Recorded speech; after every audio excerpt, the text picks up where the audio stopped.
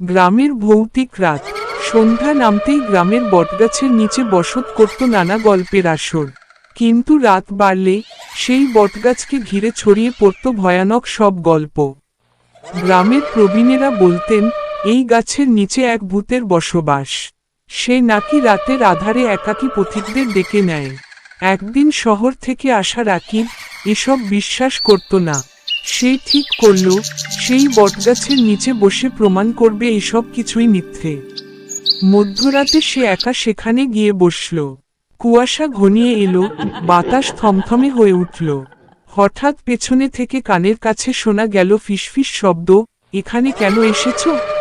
রাকিব চমকে উঠে তাকাতেই দেখল, এক সাদা ছায়ামূর্তি ধীরে ধীরে তার দিকে এগিয়ে আসছে।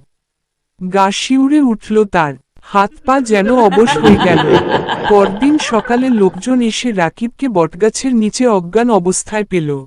জ্ঞান ফেরার পর সে শুধু বলল, আমি কিছুই মনে করতে পারছি না। তারপর থেকে কেউ আর সেই গাছের কাছে যেতে সাহস পায় না। আজও পূর্ণিমার রাতে বটগাছের নিচে নাকি কারো কান্নার শব্দ শোনা যায়।